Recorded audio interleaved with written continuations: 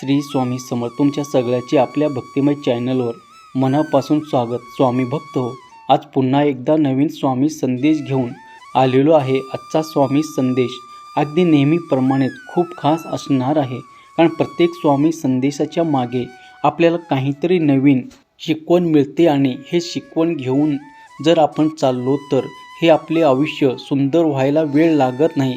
आपलं हे खडतर आयुष्य सोपं व्हायला वेळ लागत नाही. तर स्वामी भक्त हो, तुम्हालाही स्वामीचा हात पकडायचा असेल आणि स्वामीची सोबती हवी असेल तर हा संदेश ऐका, कारण स्वामी संदेश ऐकल्याने आपल्याला स्वामीची साथ लागते. कारण जो भक्त स्वामीच्या संदेशाचे पालन करतो त्याला आपोआप योग्य मार्ग सापडत जातो आणि त्या प्रत्येक योग्य मार्गावर स्वामी महाराज त्या भक्ताचा हात धरून त्याच्या सोबती चालत असतात.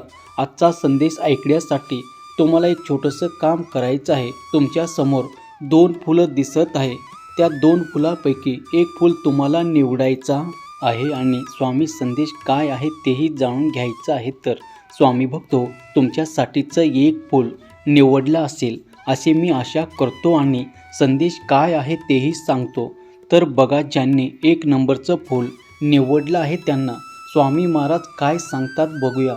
स्वामी महाराज अशा प्रत्येक भक्ताला सांगतात, अरे हे कलियुग आहे आणि या कलियुगात तुला तुझ्या आयुष्याला आमच्या नामाची जोड द्यावीच लागेल. जर तू तुझ्या आयुष्याला आमच्या नावाची जोड दिलास तर तुझं हे आयुष्य गोड होणार आहे.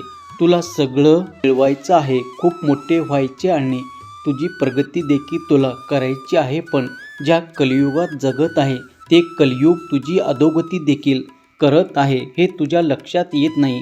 या कलियुगात तू जगण्यासाठी पैसा कमवत आहे, पण पैसा कमवता कमवता विसरत आहे तू सुख शोधू पाहत आहे, पण सुखाच्या शोधात तू समोर असलेल्या आनंदालाही मुकत आहे.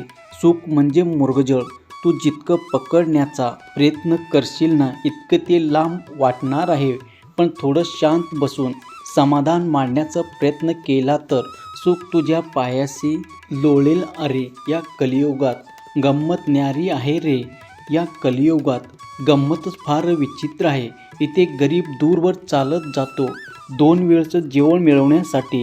इथे गरीब दूरवर चालत जातो 2 वेळचं जेवण मिळवण्यासाठी आणि श्रीमंत दूरवर चालत जातो तेच मिळवलेलं अन्न पचवण्यासाठी. या कलियुगामध्ये कोणाकडे खाण्यासाठी एक वेळचं अन्नही नाही, तर कोणाकडे अन्न असूनही खाण्यासाठीच वेळ नाही, तर कोणाकडे अन्न असूनही खाण्यासाठीच वेळ नाही. अरे या कलियुगामध्ये कोणी लाचार आहे म्हणून बिमार आहे. या कलियुगामध्ये कोणी लाचार आहे म्हणून बिमार आहे, तर कोणी बिमार आहे म्हणून लाचार आहे, कोणी बिमार आहे म्हणून लाचार आहे. असं तुझं हे कलियुग आहे. कोणी आपल्या लोकांसाठी स्वतःची भाकरी देखील सोडवण्यासाठी तयार आहे, पण कोणी भाकरीसाठी आपल्याच लोकांना देखील सोडण्यासाठी तयार आहे. असं तुझं हे कलियुग आहे. असं तुझं हे कलियुग आहे. म्हणूनच या कलियुगामध्ये जगताना थोडंसं थांबायला शिक, थोडंसं समाधान मानायला शिक. तुला जे हवं ते आवर्जून मिळावं ते मिळवण्यासाठी तू प्रयत्न देखील कर, पण ते मिळवण्यासाठी तू चुकीचा मार्ग कधीही निवडू नको. ते कमवण्यासाठी मिळवण्यासाठी कुणी गरिबाला फसवू नको, कुणाच्या हक्काचं हिसकावू नको. जे काही मिळवायचं ते स्वतःच्या हिमतीवर मिळव.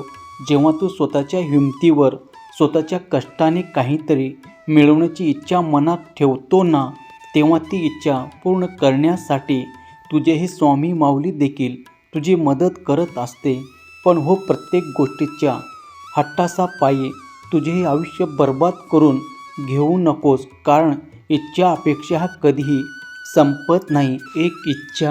एक अपेक्षा पूर्ण झाली की दुसरी इच्छा निर्माण होत असते, पण त्याला कुठेतरी पूर्णविराम तुला देता यायला हवा आणि तुला त्यासाठी समाधान शोधायला लागेल. तुला समाधान शोधायचं असेल तर ते तुला आमच्या नामात मिळेल, तुला आमच्या अध्यात्माच्या मार्गात मिळेल.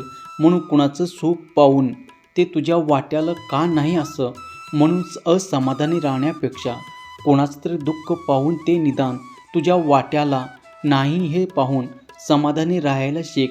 त्यालाच खऱ्या अर्थाने सुखी जीवन म्हणतात.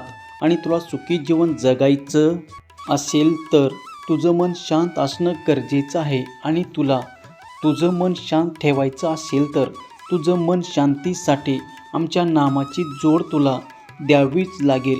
जो भक्त सातत्याने आमचं नाम जपतो त्याला आपोआप शांतता प्राप्त होते आणि ज्याला शांतता प्राप्त होते त्याला समाधान, सुख आणि आनंद सगळं काही मिळतं. अशा भक्ताला आम्ही सांगतो, भिवू नकोस, मी तुझ्या पाठीशी आहे. भिवू नकोस, मी सदैव तुझ्या पाठीशी आहे. स्वामी भक्त हो. आत्ता ज्यांनी 2 नंबरचं फूल निवडला त्यांना स्वामी महाराज काय सांगतात बघूया. स्वामी महाराज अशा भक्तांना सांगतात, अरे मरता केव्हाही येतं पण आयुष्य जगता आलं पाहिजे. मरता केव्हाही येतं पण आयुष्य जगता आलं पाहिजे. सुख भोगता केव्हाही येतं पण दुःख देखील पचवता आलं पाहिजे. दुःख देखील पचवता आलं पाहिजे. यशाने माणूस उंच होतो पण पाय मात्र जमिनीवरही ठेवता आले पाहिजे. मिळालेल्या यशात समाधान मानून आनंदाने हे जीवन जगता आलं पाहिजे. आनंदाने हे जीवन जगता आलं पाहिजे. अरे पाप काय कसेही करता येतं, कुठेही कधीही होतं पण जाणून बुजून पुण्य देखील करताना आलं पाहिजे. आयुष्य खडतर आहे म्हणून ठेच लागणारच तुझं आयुष्य आहे. खडतर आहे म्हणून तुला ठेच लागणारच आहे. पण त्या वेदनेचं दुःख देखील तुला सहन करता आलं पाहिजे. जगण्याच्या लढाईत उणिवा कायम भासणार आहे. जगण्याच्या लढाईत उणिवा कायमच भासणार आहे. पण उणिवा हे भरून काढता आलं पाहिजे.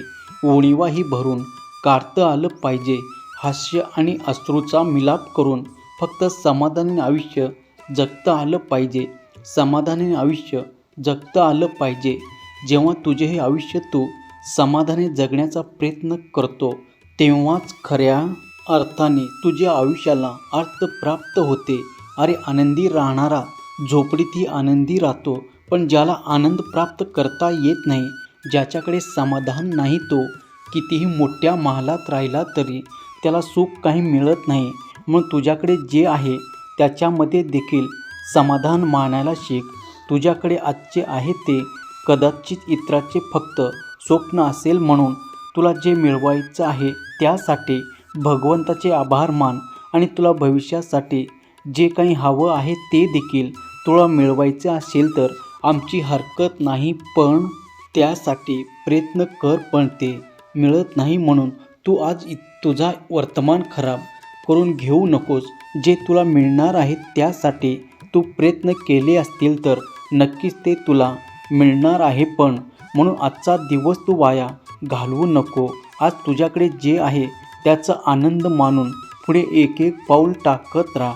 आपोआप सुख तुझ्यापर्यंत चालत येईल.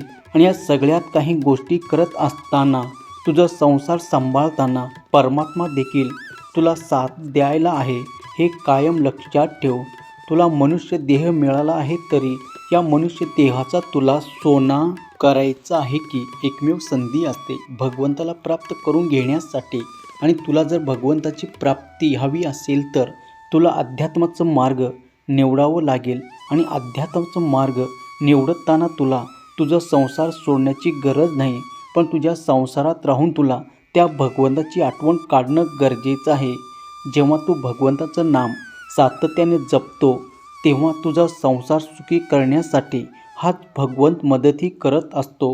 हाच भगवंत तुझ्या संसारातील अडचणी सोडवण्यासाठी देखील येतो.